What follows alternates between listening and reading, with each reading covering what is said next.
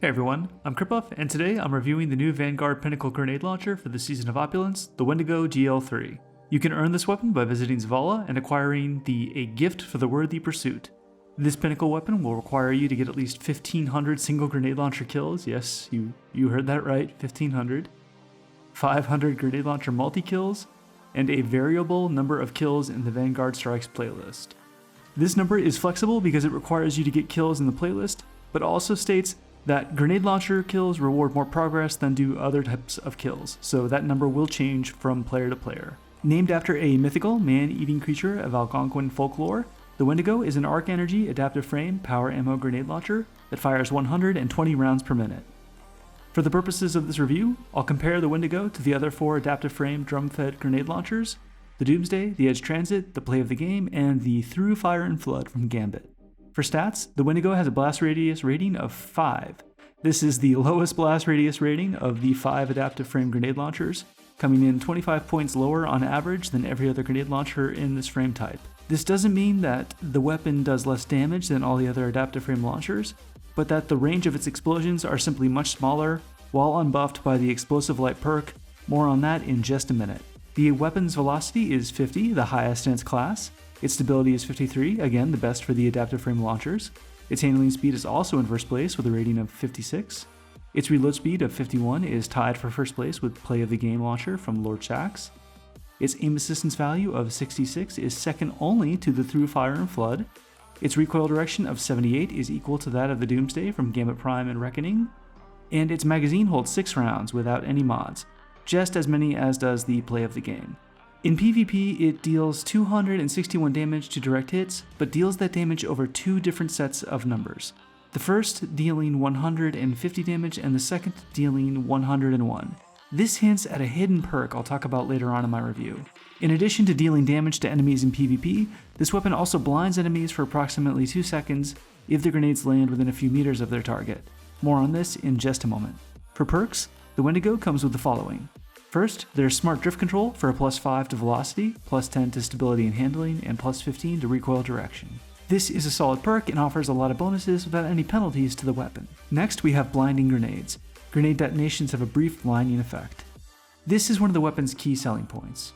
This perk is very effective for shutting down enemies with annoying abilities, such as taking captains, knights, and wizards.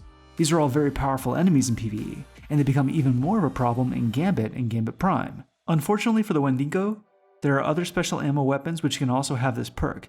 This includes the Orwing's Maul from Iron Banner. However, fortunately for this weapon, it also has a hidden grenade perk, Spike Grenades, which normally occupies the same column of perks on special weapons as does Blinding Grenades. Spike Grenades is a very powerful perk in PvE, which greatly enhances the weapon's damage on direct hits. This is why you'll see 2 sets of numbers pop up on your screen when you use this weapon against enemies. This means the Wendigo effectively has 2 perks in the second column. I can't stress how important this combination of perks is for the weapon in PvE.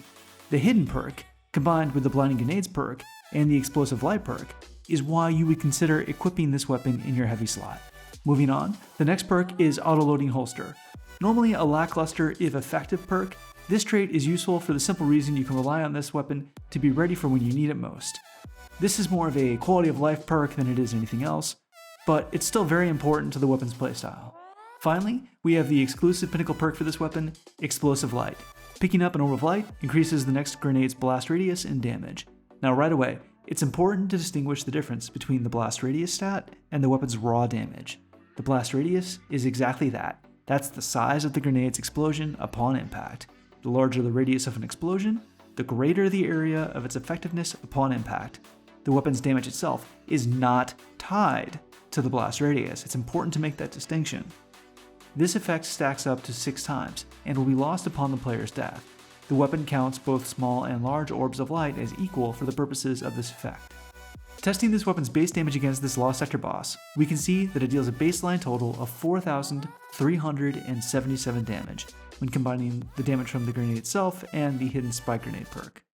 With the Explosive Light perk active, that changes to a whopping 7,458 damage, a 70% increase in damage.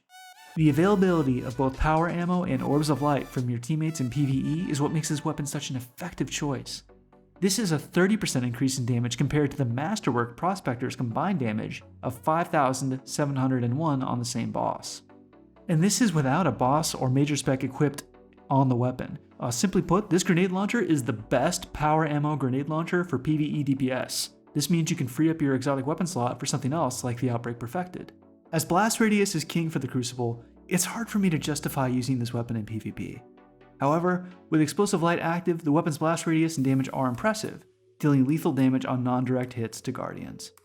It's important to note that you can only make progress on the pursuit for this weapon in the normal strike playlist. Nightfalls don't count, so you're going to have to just do a ton of normal strikes. That concludes my review of the Wendigo. I hope you found the information in this video helpful, and I'm curious to hear your thoughts about both this weapon and its Pinnacle perk. Do you think it's worth the grind? Be honest, let me know in the comments. If you liked the video, then I'm going to ask you to also please let me know by hitting the like button and leaving a comment below about how the review was helpful. Thank you for watching, and I hope you have a great day.